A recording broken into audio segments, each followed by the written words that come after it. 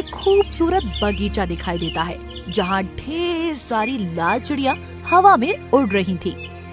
उसके बाद रीता उन चिड़ियों के ऊपर तीर चलाना शुरू कर देती है।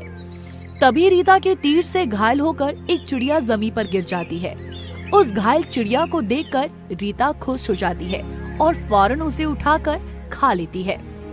फिर अगले ही दिन से रीता रोज इसी तरह एक चिड़िया को मारकर खाना शुरू कर देती है।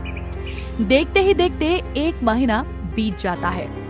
मुझे उन लाल चिड़ियों को खाते हुए आज एक पूरा 1 महीना हो गया है। अब मैं कल खूबसूरत अप्सरा बन जाऊंगी। लेकिन अगली सुबह जब रीता सोकर उठती है तो अपने आप को आईने में देखकर हैरान हो जाती है। रीता के सर के साथ लाल चिड़िया का बड़ा सर जुड़ा हुआ था, साथ ही उसके हाथों पर ढेर सारे पंख उग गए थे। अरे ये सब क्या हो गया? खूबसूरत बनने की बजाय मेरे सिर पर लाल चिड़िया का एक नया सिर प्रकट हो गया है। अब मैं क्या करूं? तभी पड़ोस की औरत खिड़की से रीता का ये रूप देख लेती है और फौरन गांव के लोगों को इसके बारे में बताना शुरू कर देती है। देखते ही देखते ये बात पूरे गांव में फैल जाती है। सुनो भाइयों, मुझे पता चला है कि रीता जादू टोना करने वाली एक बुरी लड़की है और वो अब 2 सिर वाली बन गई है। लगता है अब वो हम पर हमला करके हमारी जान लेने वाली है।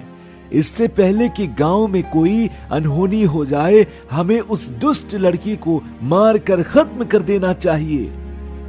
हाँ भाई, तुम ठीक कहते हो। मैंने सुना है ये जादू टोना करने वाले लोग बहुत खतरनाक होते हैं, इसीलिए उस लड़की का जिंदा रहना हम सब के लिए ठीक नहीं है। चलो सब लोग डंडे और जलती हुई मशाल ले लो। आज हम सब मिलकर उस रीता का खात्मा करके ही दम लेंगे। उसके बाद सभी गांव वाले गुस्सा होकर बड़े बड़े डंडे और हाथों से जलती हुई मशाल लेकर रीता के घर पहुंच जाते हैं। अरे अरे, ये क्या हो गया? आप सब लोग यहाँ क्यों आए हो? ज्यादा भोली मत बन, चुपचाप अपनी बहन को बाहर निकाल। हम सब उसे मारने आए हैं। वो एक डरावनी शैतान के रूप में बदल गई है। गांव वालों की बात सुनकर गीता फौरन रीता के कमरे में पहुंच जाती है।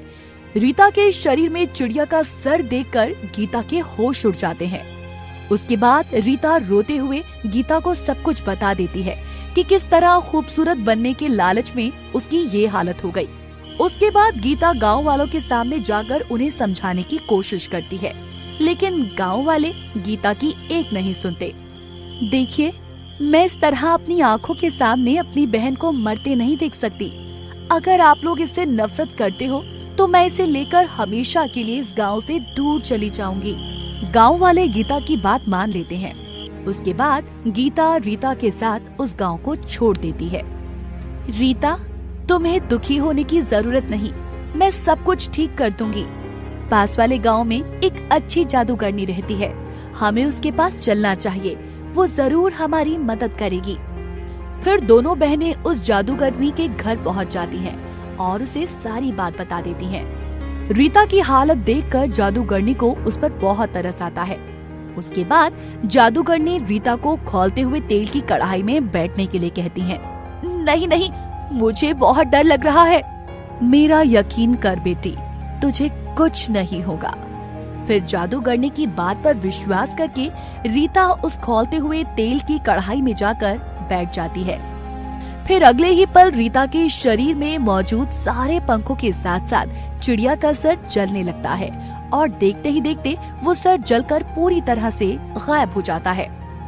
तभी वहाँ एक तेज रोशनी होती है और रीता फिर से पहले की तरह अपने साधारण रूप में आ जाती है।